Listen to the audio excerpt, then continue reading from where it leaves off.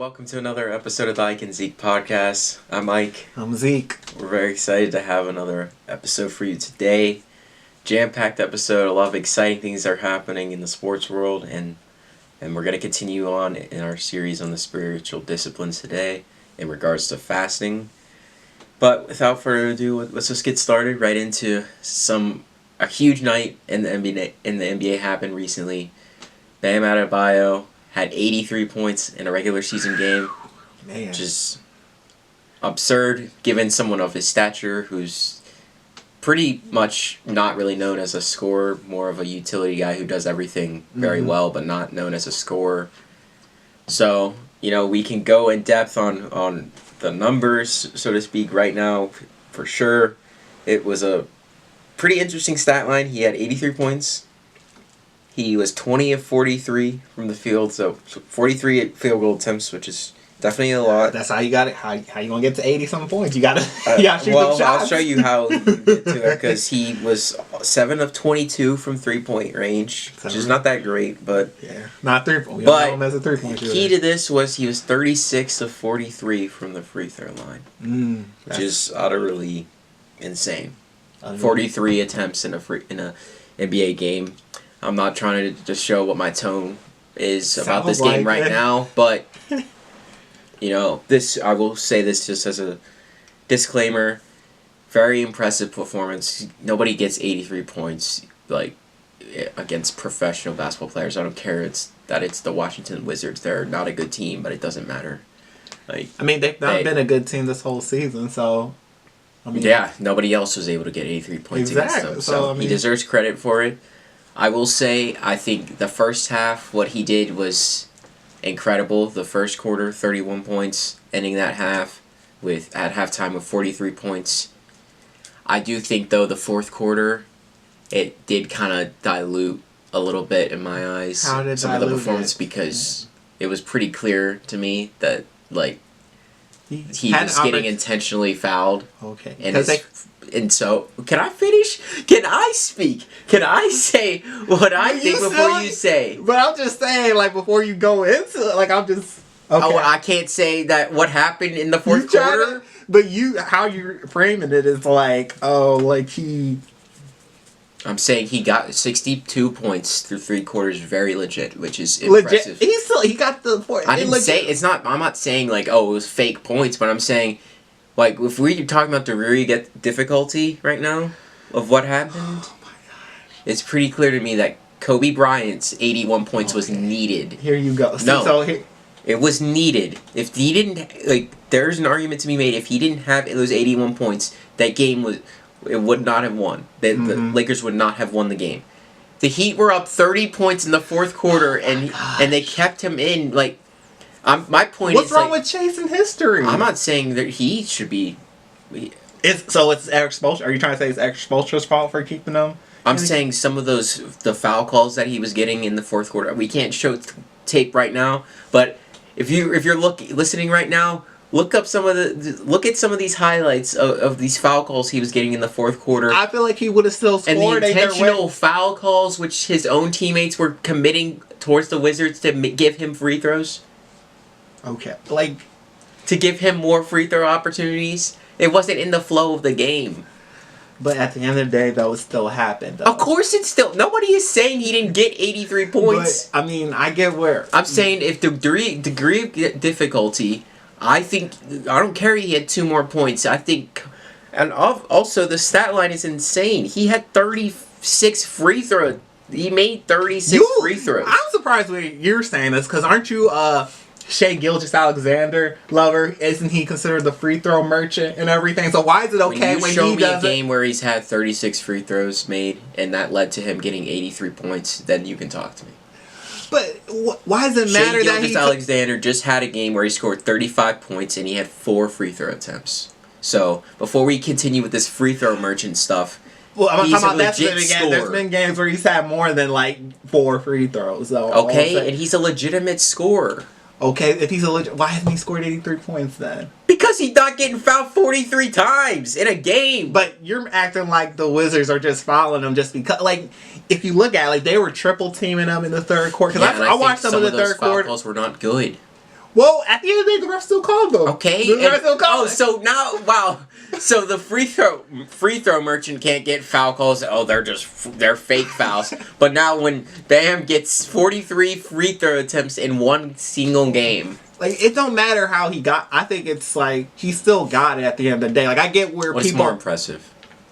Again, I understand where people are coming from. Where as far again, I love Kobe. I get where I understand Kobe fans feeling a little some type of way about it and everything because again he passed Kobe Bryant. But at the end of the day, 83 points is 83 points. That's still an accomplishment. Like he still is doing what he has to do to get to that. No, he didn't. Yes, he did. He wasn't doing what he had to do. What? How does he? They were up 30 points in it. Like you want to You're talk still about? Stuck on the no. like. I'm stuck on. Yes, I'm stuck on the game because there are other performances that have had. James Harden, Kobe Bryant had 60 points through three quarters before, and just didn't play in the fourth quarter.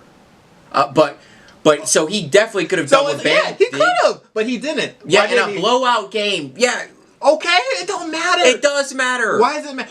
When it's all said and done, like Kobe, we're gonna be like Bam Adebayo. It's Wilt, Bam Adebayo, Kobe. At the end of the day, nobody's actually gonna be like that.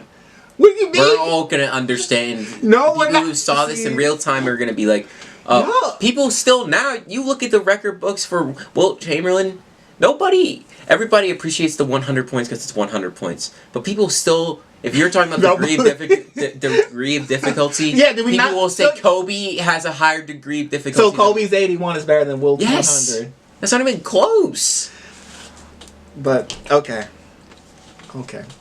I think we're getting into another. What do you mean another? I told you that this is a legit discussion between Bam and Kobe. Both were impressive performance. Bam had a very impressive performance, but it's very clear to me that Kobe's was far more impressive. And you know what? In a second, I'll pull up the stats for Kobe right now. So since you're so adamant about this Kobe Bryant masterpiece, which apparently is just not relevant to you anymore, how much? Let's look at the stats right now. Kobe. Okay, so Bam was 20 of 43 from the field. 20 of 43, impressive. Like under 50%. But still very impressive. Kobe was 28 of 46 from the field. Okay. 7 of 13 from three-point range, as opposed to 7 of 22. So let's just say, I think you gotta do shot attempts though. Like, you gotta get shot attempts. Okay, you just said Bam is not known as a 18 scorer. of 20 from the free throw line, and by comparison, after trailing 63 to 49 at halftime, Kobe scored 55 points in the second half alone. See, they were down and they needed him to score these points. Yeah, they needed, and nobody needed Bam did not need. See, this is where it's all about. See, this is where y'all all is like. Bam didn't need to go off. Bam didn't. Well, he did. You know, like why not? He didn't go off in the fourth quarter. He just kept. No, they fed him the basketball. Okay. That's not him going off. That's like, not why him. is it so? Like, there's like stat padding all the time. That is stat padding. Yeah, like it's a definition we celebrate Russell Westbrook. Who? Everybody! That's a triple double dude and everything. So what's the difference between him hustling for rebounds? No, there was been plays where he's like fighting. He's trying to just he fights for a rebound. Fights for a rebound. But it's like he didn't need to do that. He could have conserved his energy for offense. He could have conserved his and it's like I remember one play where Steven Adams was about to get and Russ was running all and trying to get the rebound like crazy. He's like, "Oh, my bad." Carmelo Anthony, he's like, "Oh, my bad, sorry. I understand you gotta get through." I'm taking someone who will hustle for rebounds and he's play not unselfishly with passing the basketball. He's hustling for rebounds because he wants to get to the triple. No, he wants to get to triple double. He wants to. So you're saying every game he played? I'm not saying every game, but there's clearly games where he is stat padding. Okay, and so if you thought it was stat padding, then why didn't you say that this is stat padding? I'm getting to that. Uh-huh. So, like, I'm just saying, like, why are we celebrating Russell Westbrook, but then when Bam has the opportunity to do it as well, when it comes to, getting to 83 points, it's frowned upon. What? Because, they're already winning and everything. Yes. So what? They're already. It's a 30-point game. Sit Think down. about- What are you doing? No. Everybody else sits People down. want to see him. I want to see him. No, go. you don't want to Yes, I see do. that. When he was at 70, I was like, come on, get to 80. Nobody wanted him to Eric Spoelstra, like, we know Steve Kerr would have been like, of course, Eric Spoelstra. you know. Yeah, exactly. Of course, Eric Spoelstra. That looks good for the point? Heat. What's the point? Yeah, like, why not give something for the fans? Like, why? The fans. Yeah, like, what? See, that's your. Okay, I want to see him. Since he's such an elite scorer now, I didn't say apparently he he was can do this in any time. No. I just want to know This that was just a start this is clearly an anomaly, and it's a tarnishment on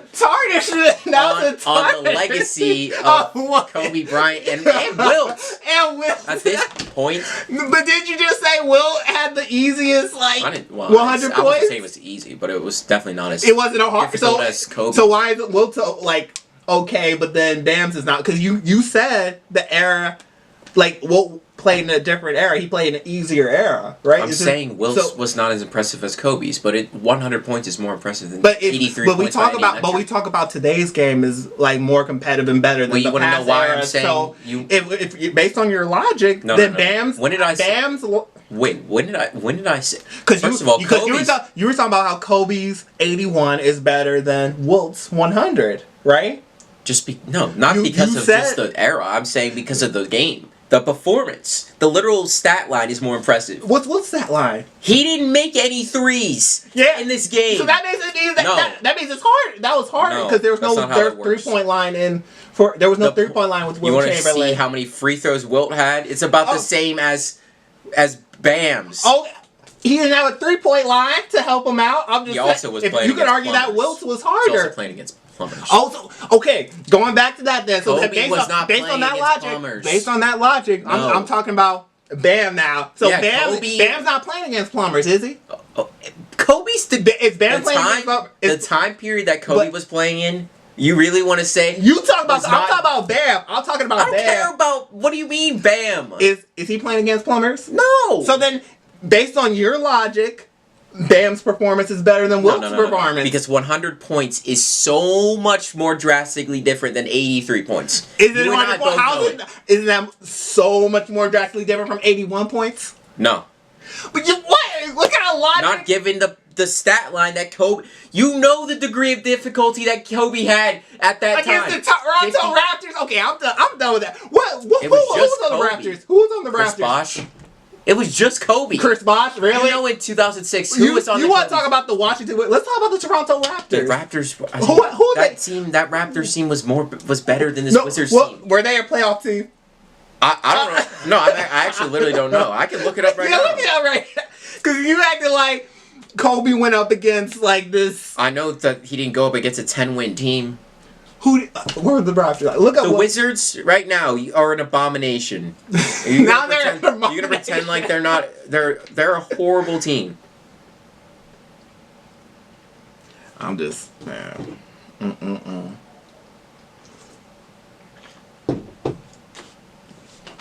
I just don't appreciate that we got to put an asterisk on Bam's performance. Nobody's saying an asterisk. You are. You say better than Kobe's. Okay, here we go. Like, why we got to compare apples to simple as oranges? that. Why we got to compare apples to oranges? Why can't both performances be great in their own respect?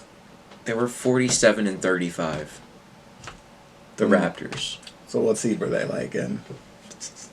Third in the Eastern Conference. Placing first.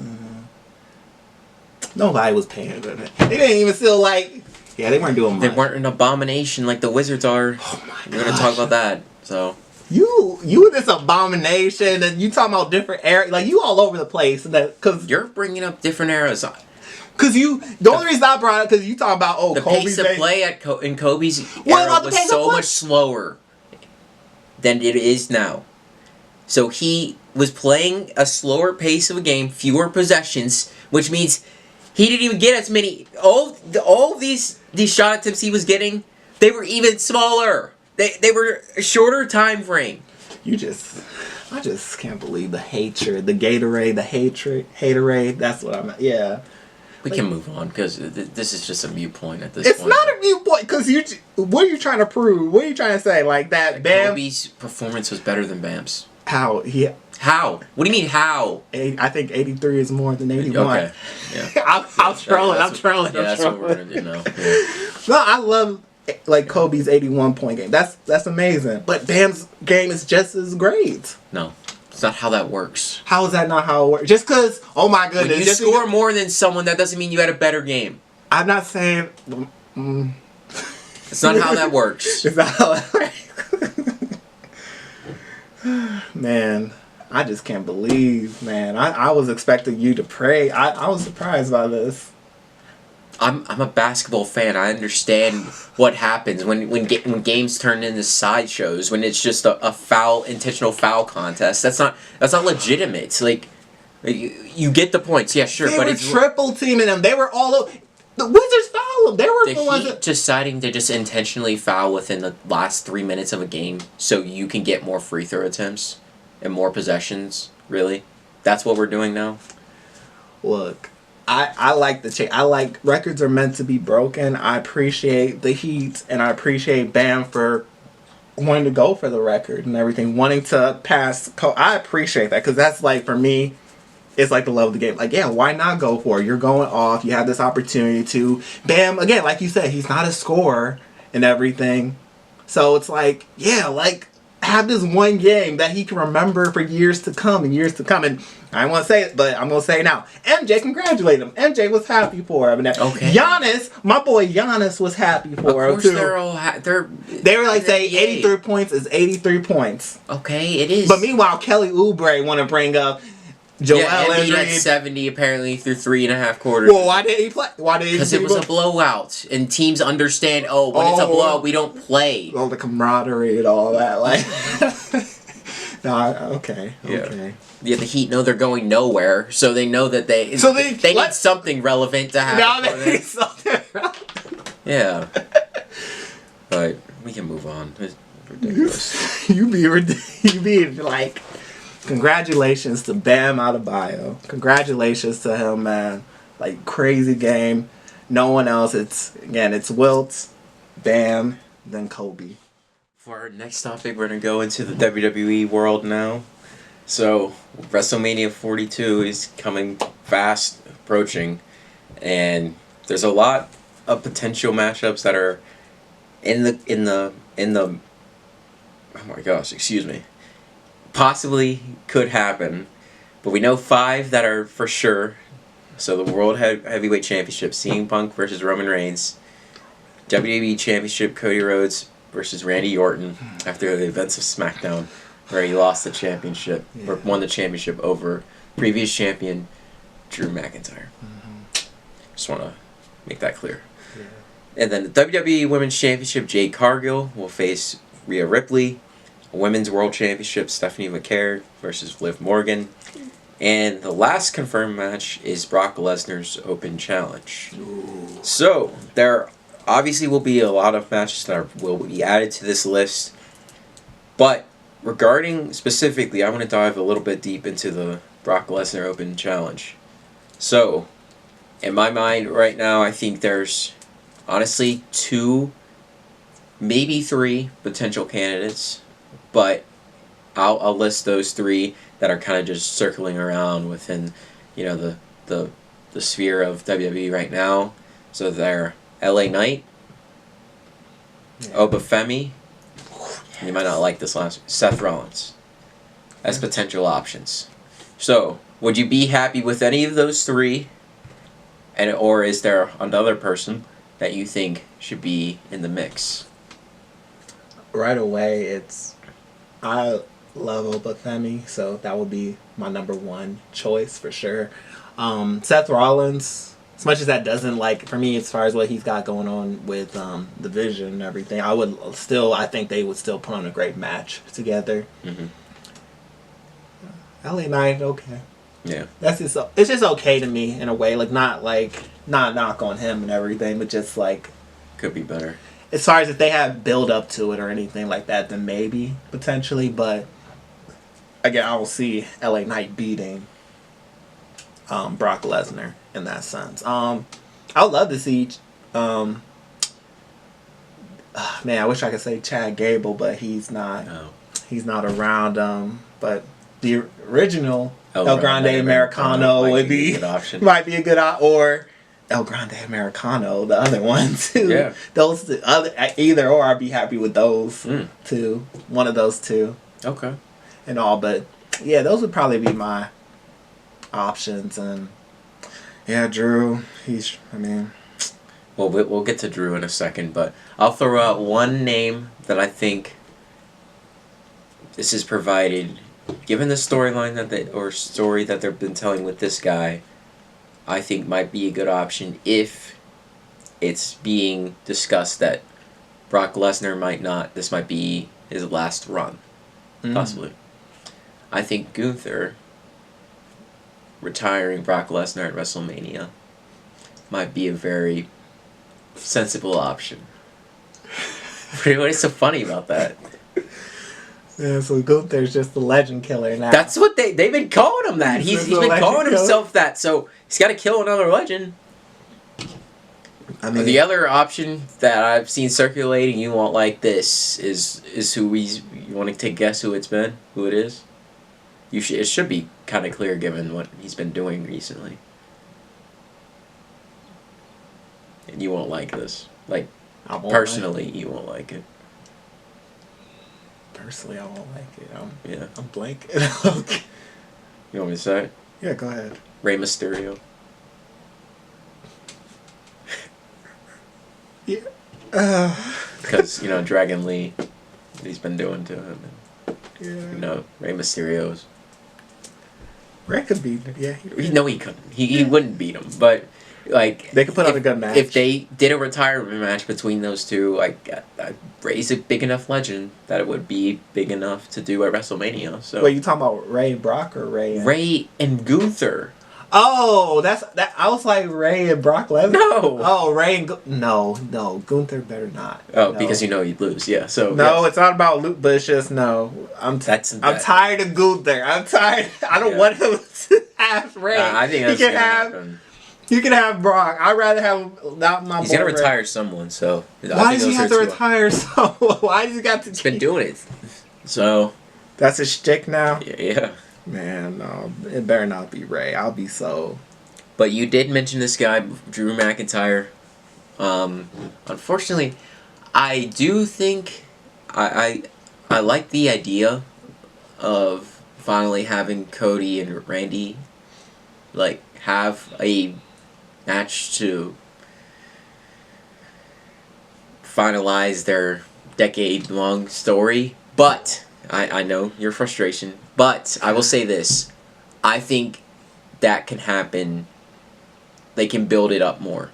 Exactly. That's my thing, too. It's this is so sudden in a way, too. And it's in the middle of Drew McIntyre's, he could have a great run. Let him have his WrestleMania moment. He's been a workhorse. And it's why are we just throwing him in? They haven't had a chance to build this up some more and everything, too. So, my issue is, I want to see Randy and Cody. But it's wow, no build up to it. What's I don't get enough. I can't get a couple more months I think what they're thinking. There's two things to this matter that I think should happen. Well, one, I'll say what I think should happen is, we've known that Jacob Fatu and Drew McIntyre, Cody, Randy, they've all been weaved into this WWE storyline.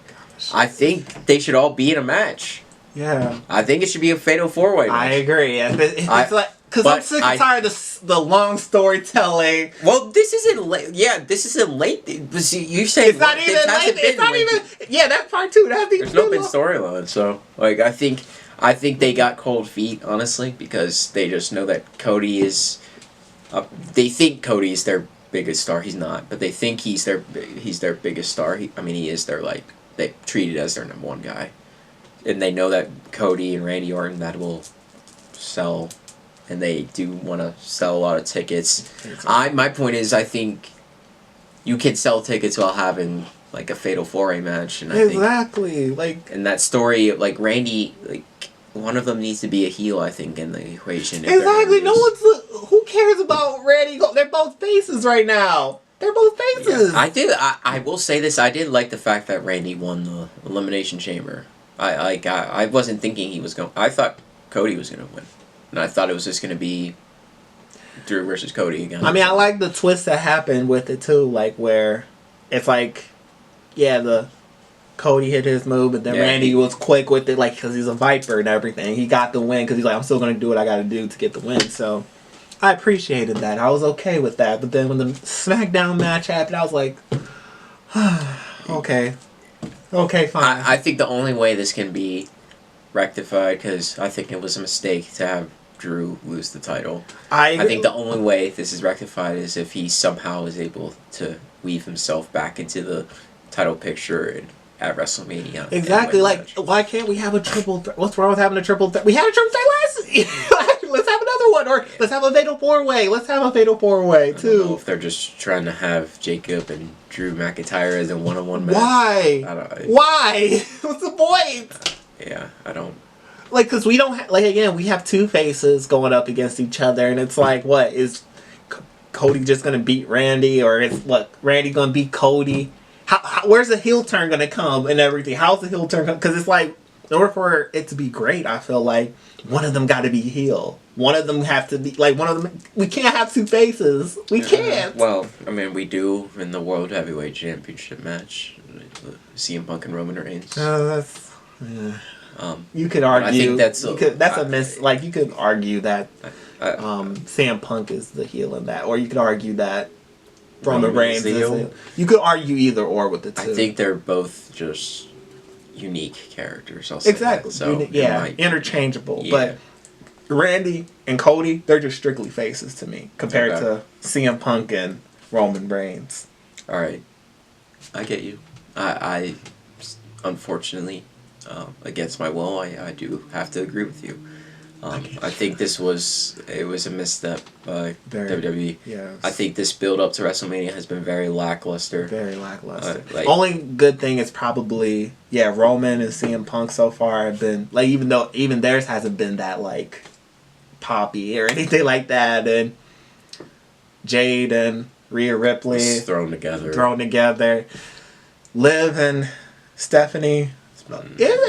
Stephanie, she had that good promo against her, like where she made Liv cry. But that's it. They've been doing it for like a month, and it's been nothing besides that. So, with that being said, hopefully there are some additional matches that could be added to the card. What is one match that you would like to see that hasn't been announced but you think could be added given storyline and build up? Oh, easily Finn Balor and Dominic Mysterio. Like, that's fresh. He just got kicked out of the Judgment Day essentially, and it's like a internal family struggle. Finn Balor's a great wrestler. Dom's proven himself a little bit more and everything as well, and just give Finn that opportunity, that moment. It could be I don't know if we want to highlight the AAA championship. I don't know. I mean, it would have been nice if Dom was still Intercontinental champion. So that way it could be like them going at it in each other. That would have been a great storyline. But I'm also happy that Penta won as well too. Like Penta, I like him too. So, but I would love to see that too. Like I would love to see something with Finn Balor and Dominic Mysterio, Dirty Dom. Okay, it's a good pick. I might have said that if you didn't say that. But so given the events of WWE Unreal and some comments were made about this person. No, I know exactly who he's talking. Yes. I do believe that this person deserves a moment in the sun on the WrestleMania stage. I don't know if you know who I'm talking about. Oh, maybe I'm on a different. I'm thinking of the women's division. Oh, I am too. I think I know who you're talking about. Chelsea Green. Yes, Chelsea Green. That's my pick. I love her. Chelsea Green and one of the bookers, Michael Hayes, was making a point that Tiffany Stratton would be the star. I think the personal element of Tiffany Stratton and Chelsea Green, given what was discussed during WWE Unreal and kind of how they both are valued in different ways, clearly by the creative of WWE, I think obviously they would put on a good match. So they would. I think that would be something to look into if I'm WWE. Yeah, it needs to be. And I want Chelsea to win that match too. See, why are you so concerned with who wins matches? Why wouldn't I be? Why would I want to see Tiffany bury Chelsea? Bury. So you when you lose, you get buried. I'm not saying that, Mr. but WrestleMania, Shawn Michaels. I'm talking about the personal aspect. Like if we're talking about the personal aspect, as far as how, like Michael Hayes saying that, oh, Chelsea Green isn't like main event material and everything. I want Chelsea to prove in that moment at WrestleMania that she is She can main do event that by wrestling, by wrestling and out losing. wrestling her and winning them and not winning. No, You know who did that all the time? Oh gosh, here you go. Yeah, Mr. WrestleMania. But Shawn Michaels. he also has the world title. He also had the world titles and all that stuff before all that too. I'm just saying. Okay. Also, so like yeah, he was already in a place where he was like, oh, I don't need to win or anything like that. I'm already done now, so I'll put up the younger talent and everything. But in the '90s, he wasn't like that. He was also Shawn Michaels. So with the Chelsea Green is Chelsea Green though. Okay. Yeah, she's a very good wrestler. Let's not act like she's one of the 5 best. She could be. She could be if she had an opportunity. There's she just doesn't go up against. No universe where she is a bigger superstar than Rhea Ripley, Becky Lynch. What's her name? Io Sky. Okay, don't talk. Yeah, Io Sky. Okay. Rhea Ripley, Becky Lynch, Io Sky, AJ Lee. AJ Lee right now? Yes, AJ Lee right now. I mean, I love AJ. Like, I love AJ Lee, but I'm talking about Bianca Belair. Are we talking about wrestling, or are we talking about superstars? Oh, okay. We're not talking. So we're not talking about the wrestling. If we're talking about in-ring wrestling, then it's definitely not Io Sky. Well, what? It's definitely not. She's one of the best in-ring performers right now. What are you talking about, Isaiah? Io Sky is clearly the best in-ring performer in the WWE right now. Okay. Okay, so it's clearly not. It's clearly Io Sky. Okay. Yeah. So what are you disputing? I thought you were saying I thought you said she wasn't the best. Io Sky. So she is, right? Io Sky is the best. So she's better than Chelsea Green. Oh, okay, yeah, I agree with that. Io Sky, Rhea Ripley. What do you mean? What? I mean, it's debatable. Becky Lynch. All right, I'll give Lyra Valkyria. Chelsea. I can see Chelsea being that. Okay, let's just. What? I gave you Becky. Up. I gave you Becky. What do you mean you gave me? Yeah, I know. Nice people are coming to my head. Charlotte Flair. Okay. What do you mean okay? The disrespect. Okay, other than that, but yeah, Chelsea. Alexa Bliss. Yeah. Let's just move on because this was supposed to be complimentary of Chelsea Green, and you didn't want to. You started adding stuff like she loses the match. Exactly. No, yes, it's buried her. It's like you gonna stay in your place. No, it's you gonna stay she's a heel that loses matches. That's her character. No, I don't. What if we want her to be in the main event? She gotta win. Okay, she could be a heel that wins. Why can't she be a heel that wins? Carmelo Hayes was a heel that lost, and what happened? Now he's a star. Wow, so just put in the time, right? Yes, put in the... What do you mean just put in the time? She's been putting in the time. You have to like... Oh my goodness. I'm not saying that she shouldn't be getting Raw. Why can't she win at... Why does Tiffany need to beat her? Is my thing, too. I'm saying just because, like, maybe it's just, like... I'm not saying it's a bad thing. I could... Either way, I wouldn't care. Like, if Tiffany Stratton loses, I'm not going to be like... It doesn't hurt her. She's been a champion. It does hurt her. How does it hurt Tiffany to lose? Because she's been losing for like months. Oh gosh. Okay. But she's been a champion. Is she the longest reigning like WWE champ? Wasn't she the longest reigning? For time, yeah. Okay. So what? That's a great accomplishment. That's her image though. Like that's the point. Like if you've been that, now you can't just go back. She's not going a jobber. How's she gonna be a jobber? How's she gonna be a jobber from losing a one match or before she'll win a match at SmackDown or something like that? Yeah. Is that good? That enough, and then she can lose the rest of the week? You think that if this continues as a feud, Tiffany Stratton's gonna come out on top in this feud.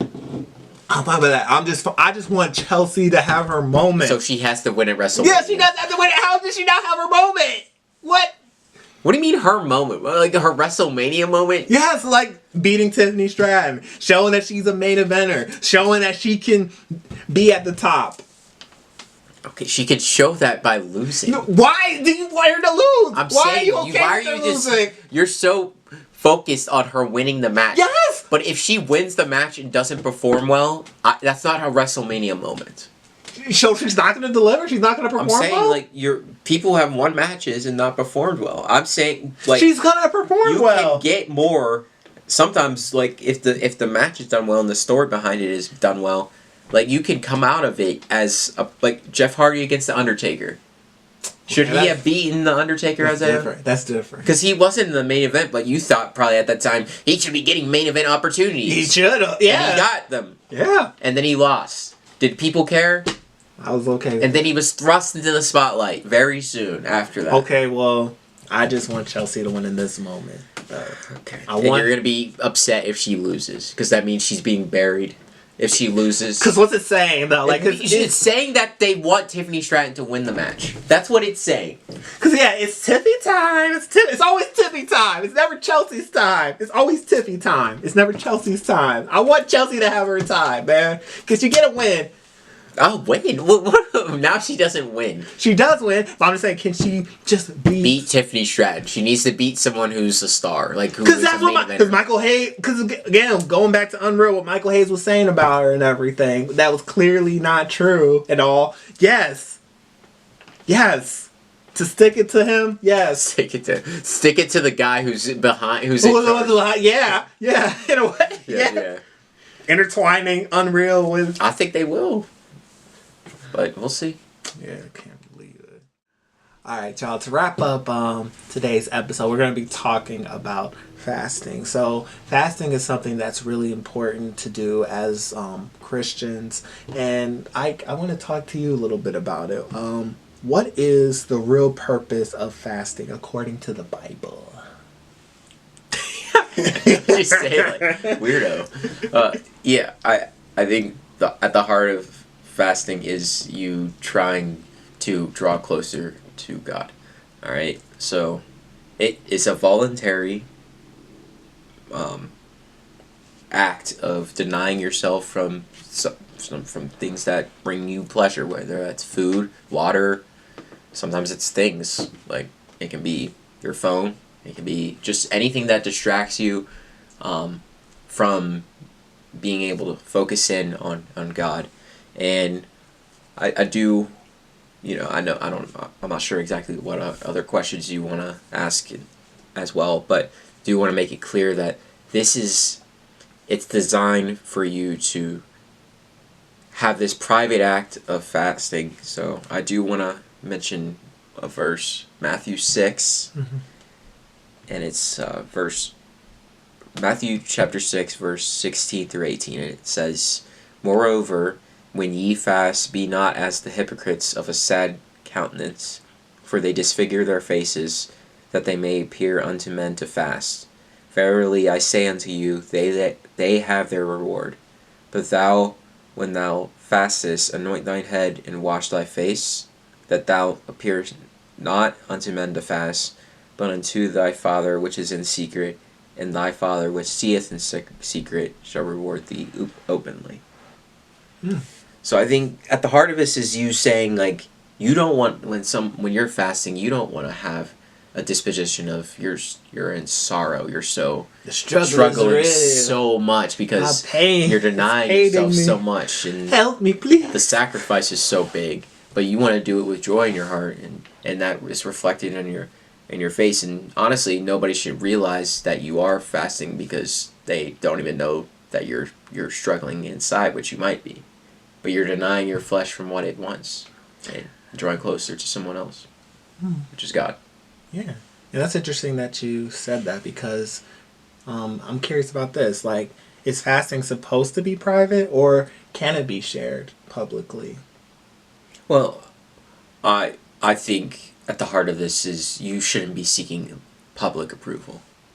All right?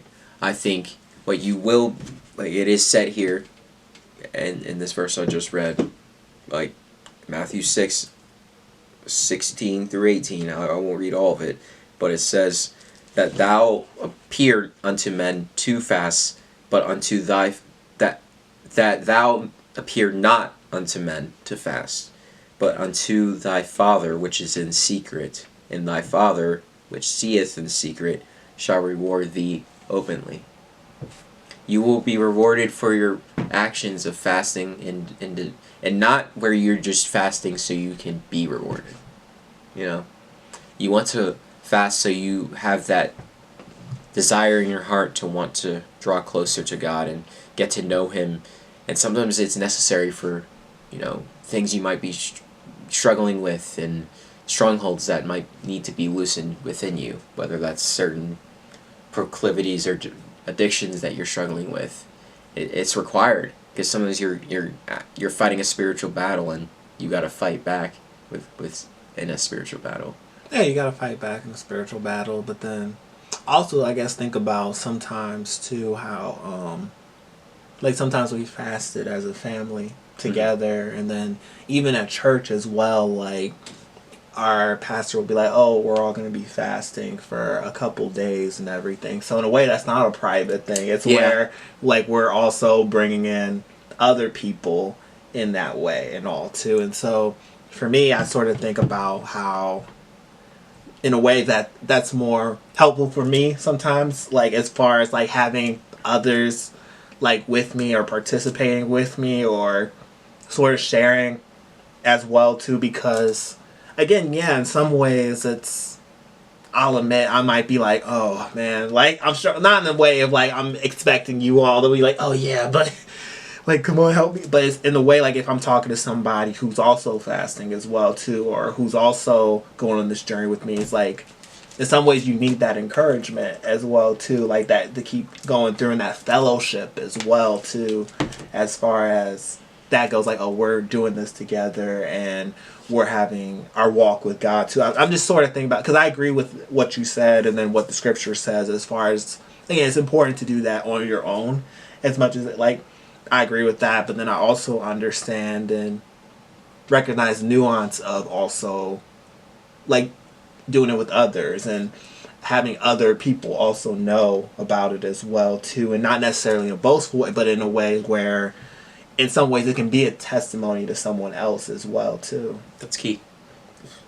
I think if I didn't make it clear, I just want to reiterate, like, there's power in community. So you should never be going through things alone, so to speak. Mm-hmm.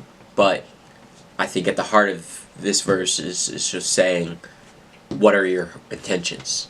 Are you vocalizing your fast so others can be, whether it's enriched by it or inspired by it as well, to walk with you, or so you could be strengthened? Yeah, because fasting isn't easy. You need help at times just to power through, and there's nothing better than a brother or sister in Christ who can help you. So. Exactly. Because I also just think about people that sort of never fasted before too as well. Like let's say they aren't fat and then they're dealing with their first time, and then like again I remember like I was talking to somebody and it was their first time fasting, like, oh Isaiah, I'm struggling, I'm struggling, bro, like I don't know what I'm doing and everything, like like, and complaining. I was like, focus on why you're doing it, focus on why you're trying, like what are you trying to do, as far as are you trying to get closer to God, are you trying to be more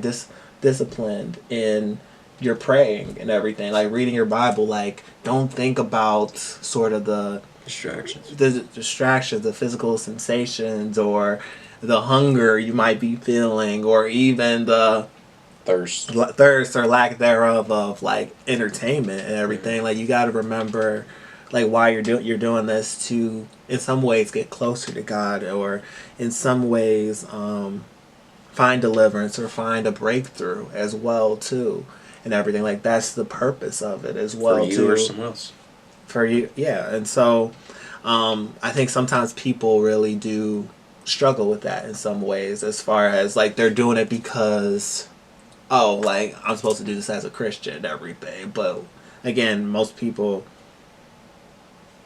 are, I think, they struggle with that. They struggle with just trying to, remember the reason, remember the purpose and everything. And so I guess for me, one of the things I do like I'm curious about is what are some of the like misconceptions people have about fasting that sort of like you know deter them from fasting or like make them be like that's too much. Like what are some of the misconceptions you hear sometimes? That there's a perfect way. Mm. That um, there's a lot of things that you can do when you are fasting. Many people fast while they're working. Like Mm-hmm. some you can fast while you're doing while you're at work. Perhaps maybe you're in an office and you're forced to. Like, I know someone like that. So maybe while you're fasting, you're not eating and drinking water or whatever, drinking a beverage or whatever, but you're listening to worship music while you're focused, while you're doing work that you are doing. Mm-hmm. But you have your mind fixated also on God while you're doing in the midst of it. Some of it can be Bible study. Obviously, reading the Bible is also something you can do. Praying is clearly necessary as well while you're fasting. But I think a lot of times we get in our heads that it's a sometimes it's it's about the time limit, or like how much time are you spending when really God probably is more concerned with the quality. What are you? Is your heart at the right place? You can not eat for 2 days, not drink water for 2 days, but if you don't do anything that's devoted to God, it doesn't matter. Mm-hmm. Like I think He's more concerned with your heart and your intentions. What's in the heart? Yeah, and I like what you said as far as you can still go about your daily life. You can still work. You can still do those things. Like I think a lot of people think fasting means I got to be stuck in my room for hours upon hours. And I'll admit that's what I thought when I was younger too, because I was like, I got to be I can't do nothing because why am I for the first time ever and everything too. And so there's that misconception, but it's still like, I can still be around people. I can still because again, being around people and even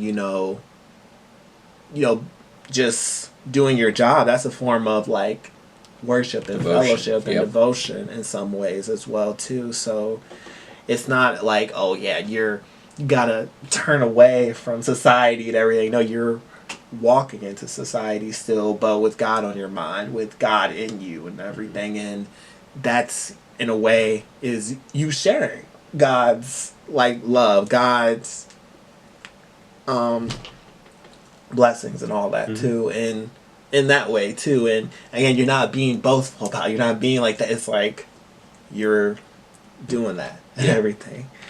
And so I like this discussion. I like that really again, I think there's such a misconception, and then even I think Christians nowadays that rarely practice it. They rarely want because it's like, well, why is that important in my walk with God? Why do I need to do that if I'm reading my Bible, if I'm going to church, if I'm, praying, and if I'm doing all these things? Why is fasting important? I think we do just want to drive home that the misconception is that fasting isn't important, like you said. It is an important thing to always, have. We're discussing these spiritual disciplines, and it is a discipline that we have to show our flesh that it needs to be submitted to the Holy Spirit that's working within us. And, it takes time and effort, and it's not an easy thing, but, any discipline that you get is always worthwhile, even if it's in the worldly sense, but we know within the spiritual sense it's necessary. So, that's just something that we think, and this is not a perfect science. It's not something that you have a formula to, but over time, the more and more you do it, and you allow God to work within you, it'll become easier and easier. But we know that it's necessary, and like you said before, community helps. We want to make sure it's not something that we're doing in a boastful way, but the intentions of our heart are correct, and we want help in community and also to inspire others and help them in their walk as well. So, without further ado, we want to say thank you for tuning in to this discussion on the spiritual disciplines and this whole podcast as well, and we'll see you next time.